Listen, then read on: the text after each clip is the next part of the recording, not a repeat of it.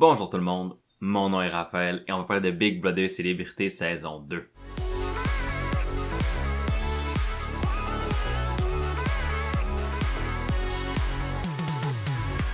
Aujourd'hui, on va parler de l'épisode 58 de Big Brother Célébrité saison 2 qui a vu la cérémonie des nominations de Stéphanie qui a donc mis Trana et Léo sur le bloc.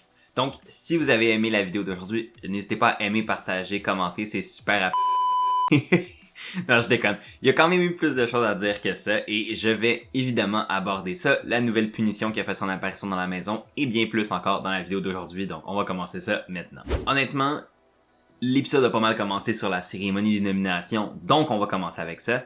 Steph arrive devant la table et nomine, comme je l'ai dit dans mon intro, Trana et Léo sur le bloc. Honnêtement, ses justifications étaient boboches. Je comprends pourquoi il l'était. Le bloc veut rien dire à ce stade-ci, c'est vraiment la cérémonie du veto.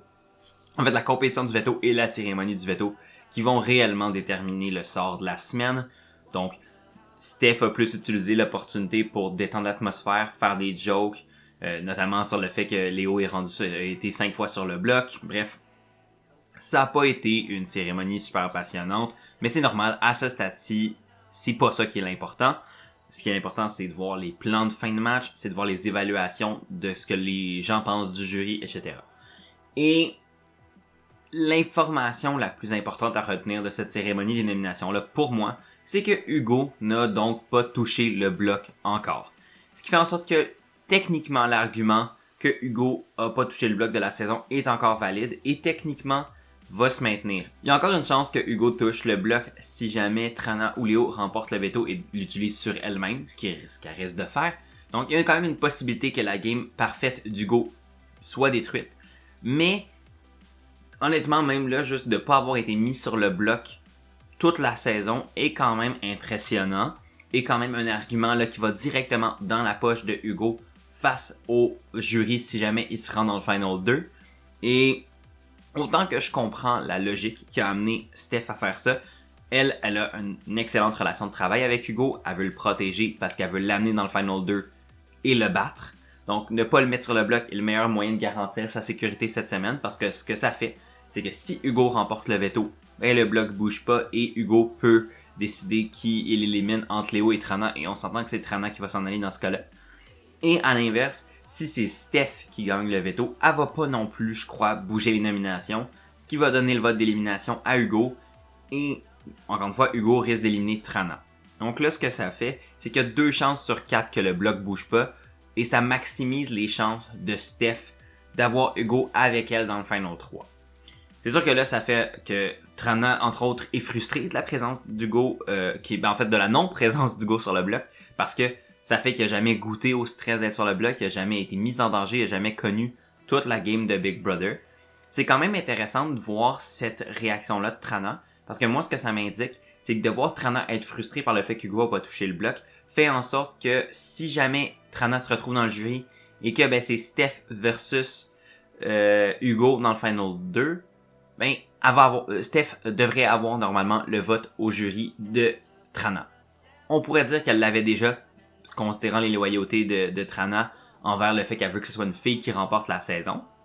Donc, c'est peut-être pas un vote que Stéphanie a gagné en faisant ça, mais ça reste quand même intéressant à considérer, puis c'est un nombre de plus dans le calcul à réfléchir, si Trana est éliminée cette semaine, évidemment. En parallèle à ça, on a vu après ça une conversation entre Steph et Trana et Léo quant au fait justement que Hugo avait pas touché le bloc. Steph mentionne que, à son sens à elle, une game parfaite, donc le fait que Hugo n'ait jamais touché le bloc est pas un critère impressionnant et pas un critère important pour le vote du jury selon elle. L'affaire, c'est que ça c'est selon elle. Et ma crainte, c'est que Stéphanie projette ses attentes face au jury, projette sa vision de la game à ce que les membres du jury vont faire et prend pour acquis certaines choses qui au final pourraient se retourner contre elle. Peut-être que pour le jury, c'est ultra impressionnant de voir que Hugo a jamais touché le bloc, considérant que c'est quand même une présence physique imposante, considérant que son alliance est un peu démantibulée. Mais on aurait pu croire qu'il aurait touché le bloc éventuellement, mais il l'a quand même pas fait. Donc là, le fait que pour Steph, c'est pas important une game parfaite. Ben, est encore une fois aussi un bon indice pour dire que ben si jamais Steph est éliminé et est dans le final et dans le jury et que ça mettons un final 2 composé de Trana et Hugo, mais potentiellement que Steph pourrait être tenté de donner son vote à Trana si jamais ou peut-être même à Léo même si j'ai des doutes. Parce que je pense que Steph quand même travaille plus proche avec Hugo qu'avec Léo. Et travaille plus proche avec Trana qu'avec Léo aussi. Mais le fait que Trana ait eu une game plus d'underdog pourrait lui donner les votes, notamment de Steph, si jamais elle se retrouve dans le jury. Ce qui est encore possible, même si elle est au final 3. Bref, mon point est surtout que je pense que pour Steph, évaluer comment le jury va penser est bien, est excellent même. Mais j'ai peur qu'elle imbrique trop sa vision de la game à ce que le jury va penser, parce que en fait le jury est pas toi, et il faut que tu sois capable de comprendre ce que le jury veut pour lui donner. Et si le jury, pour lui c'est impressionnant de voir une game comme celle d'Hugo, ce qui peut être possible, ben enlève des arguments à Hugo, enlève Hugo du portrait. Tu sais, il y a du monde qui pense que Hugo est dangereux, Trana en particulier pense que Hugo est extrêmement dangereux dans le Final 2. Selon elle, Hugo va battre Steph même dans le Final 2. C'est ce qu'elle dit à Léo quand il parle dans une conversation. Fait que là, pour Steph, désarmer un peu Hugo tout en le gardant proche d'elle aurait pu être une possibilité. Mais en même temps, je comprends qu'elle voulait pas risquer de les voir se faire éliminer cette semaine. Au moins, là, elle maximise ses chances que Hugo reste cette semaine, même si ça vient au coup de lui donner un argument potentiellement face au jeu. L'autre gros élément qu'on a vu, ben gros, c'est relatif, l'autre élément majeur qu'on a vu, c'est l'apparition d'une nouvelle punition qui est venue avec la twist paquet de troubles. Encore une fois, c'est pas une twist qui me dérange, cette boîte-ci, parce que au lieu d'avoir une influence sur la game, c'est juste une punition comme une autre. Ça me dérange pas, et même qu'au contraire, je trouve ça quand même drôle. C'est la punition du déménageur. Dans le fond, en même temps que le paquet de troubles, il y a eu 25 boîtes de carton qui ont été envoyées dans la maison. Et la personne qui reçoit la punition doit déplacer ces 25 boîtes-là une à une dans chaque pièce lorsqu'elle fait un changement de pièce. Et c'est vraiment une punition que moi, j'aurais pas voulu avoir, mais que, écoute, des fois, c'est la nature du jeu. T'as des punitions que tu veux pas avoir pareil, puis je l'aurais fait évidemment, mais là, t'as Trana pis Léo qui font comme nous, on veut rien savoir de ça. C'est quand même fair, considérant qu'elles ont vécu différentes punitions à différents stades de la saison. Trana a quand même eu être castorette et la twist d'être pognée sur la boîte avec Léo et Claudia la semaine passée. Donc elle a quand même eu son lot de twists et de bad luck dans le jeu. Et Léo, elle a quand même eu justement la twist de la boîte avec Trana entre autres. Mais bref, il voulait rien savoir de ça. Fait que c'était un peu une décision entre Steph et Hugo à savoir qui allait recevoir la boîte. Trana pichait hard pour que ce soit Hugo, pour comme qu'il goûte un peu à de l'adversité pendant la saison, parce qu'à date, Hugo, c'est vrai qu'il a eu assez facile en termes de niveau d'adversité, niveau de challenge, de punition, de bloc, etc., de stress. Il a quand même eu relativement facile. Et mais là, la porte de sortie pour Hugo, qui aurait pas été contre le faire, mais je pense qu'il souhaitait quand même pas le faire, ben c'est que Steph il a dit, écoute, I can take it, je peux le faire, ça me dérange pas. Puis pour Hugo, ça le rassurait parce que lui, il va être en forme optimale pour le veto. Et devoir déplacer 25 boîtes, je sais pas combien de fois dans une journée, pourrait être problématique pour lui ou pourrait comme lui faire perdre un peu de force pour le veto. Donc, finalement, dans une discussion avec Hugo et Steph, ben finalement, Steph a décidé d'accepter de prendre la punition avec la condition que si il y avait un switch qui allait être proposé pendant dans la semaine, mais que Hugo allait le prendre, le switch. Donc, finalement, c'est Steph qui prend la punition, ce qui fait encore plus douter d'une potentielle relation de travail entre Hugo et Steph. Est-ce que ça va jouer contre Steph dans le Final 3? Rendu à ce stade-ci, je pense pas que ça se sache qu'il y a une relation de travail. Mais est-ce que ça pourrait encore une fois influencer les décisions du jury? Possible, je le sais vraiment pas à ce stade-là. Mais bref, ça a été surtout très comique de voir Steph se démerder avec cette punition-là. Au début, devoir les déplacer une à une, se faire appeler dans la régie juste après l'avoir fini son déplacement. Fait que là, de devoir le déplacer dans la régie, dans le confessionnal, puis d'avoir des boîtes partout dans le confessionnal, c'était vraiment un visuel très comique. Là, elle a même eu un balai puis une pelle, ils ont fait un espèce de curling de boîte. Bref, C'était absurde, mais c'était très drôle. Et ça m'a rappelé un peu l'humour qu'on n'a pas vraiment eu cette saison. On a eu beaucoup moins d'humour, je trouve, de ce style-là cette saison comparé à la saison 1. La saison 1 qui, à mon sens, était beaucoup plus drôle dans la manière dont les épisodes étaient montés, puis les situations dans la maison se produisaient. On peut se rappeler de la banane de Jean-Thomas, par exemple. Il y avait beaucoup plus de ces moments-là qui étaient comme vraiment plus comiques, je trouve. Mais il y en a eu évidemment dans la saison 2, et la punition des boîtes de Steph est clairement quelque chose qui va me faire rire probablement toute la semaine parce que c'est vraiment absurde.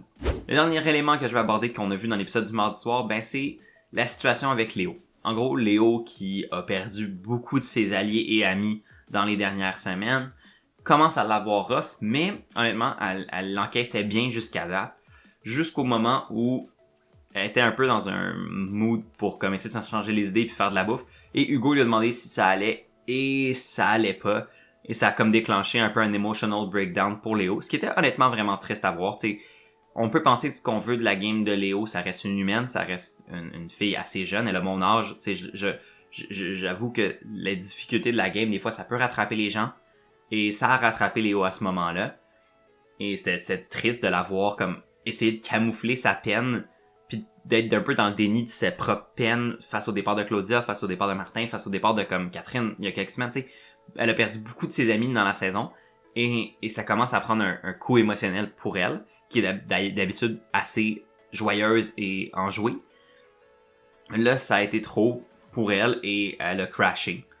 Et c'était quand même un peu drôle et triste de la voir rire pour comme essayer de s'empêcher de pleurer, mais finalement, elle a eu une bonne conversation avec Hugo qui a quand même remonté le moral, et ça m'indique vraiment que je pense que cette connexion émotionnelle-là avec Hugo, tu sais, on s'entend, il y a pas rien de plus que juste une amitié, mais cette connexion d'amitié forte qu'elle a avec Hugo est plus fort que beaucoup de choses dans la maison encore à ce jour, et fait en sorte que, à mon sens, il y a aucune chance que Léo n'amène pas Hugo. Et je commence à me dire qu'il y a des... en même temps, la logique dicte que Hugo amènerait Léo à la fin aussi. Donc, être Steph, ça commencerait à me sonner un peu des cloches que si t'amènes Hugo et Léo dans le Final 3, ben, il faut vraiment que t'espères gagner le challenge du Final 3. Parce que si t'amènes Hugo et Léo ensemble, il y a à peu près 90% de chances que les deux s'amènent mutuellement et que tu sois celle qui soit laissée de côté. Fait que si Steph veut vraiment amener Léo et Hugo avec elle dans le Final 3, va falloir absolument, à mon sens, si elle veut gagner, qu'elle gagne le dernier patron de la maison, qu'elle amène Léo et qu'elle puisse gagner, ou qu'elle amène Hugo puis qu'elle soit capable de convaincre le jury qu'elle mérite plus de gagner qu'Hugo. Ce que je pense qui est faisable, mais il faut qu'elle le fasse. Et bref, Hugo est allé raconter la situation à Steph et Trana. Pas rien d'important là-dessus. Par contre, après ça, on a vu Léo se requinquer et se mettre mentalement prête pour le challenge du veto, et dans un confessionnal dire qu'elle veut gagner le veto, pas pour se rendre dans le Final 3, mais pour pouvoir amener Hugo avec elle et lui montrer à quel point il peut lui faire confiance. J'ai trouvé ça discutable sur le plan stratégique parce que, à mon sens, là, ça fait clairement que Léo joue pour Hugo. J'aimerais que Léo joue encore pour sa game à elle, mais les confessionnaux me donnent l'impression vraiment que Léo joue pour les autres à ce stade-ci. Et c'est correct, elle a pas le droit de le faire, mais je trouve dommage qu'elle joue plus pour elle, parce qu'elle a encore du jeu pour elle, je pense, à donner. Mais là, tu sais, elle a dit semaine passée, elle disait qu'elle voulait voir Claudia gagner. Là, elle a dit qu'elle veut amener Hugo plus loin pour comme lui prouver sa loyauté, mais c'est comme rendu là, ça veut plus rien dire, anyway, la loyauté, dans le Final 4 puis dans le Final 3. Fait que là, de l'avoir joué à ce point-là pour Hugo, je suis comme, girl, tu pourrais tellement jouer encore pour toi, mais elle a vraiment envie de prouver sa loyauté à Hugo, prouver que Hugo mérite de lui faire confiance, etc. C'est louable, mais c'est pas stratégiquement, je pense, la bonne décision pour elle. Mais écoute, là, elle s'est retenue le moral pour le veto. Trana est pumped up, elle est prête pour le veto. Hugo aussi. Ça va donner un challenge vraiment intéressant. Et de ce qu'on a vu des previews, ça a l'air d'être un beau bordel, ce challenge-là, et j'ai extrêmement hâte de le voir. Et ça, évidemment, ça va être dans l'épisode du mercredi soir. C'est donc comme ça que va se terminer la vidéo un peu plus courte d'aujourd'hui.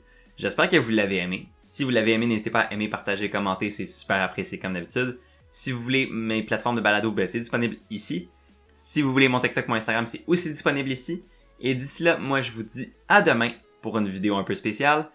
Et à jeudi soir pour mon live stream de Big Brother Célébrité saison 2. Prenez soin de vous et à la prochaine.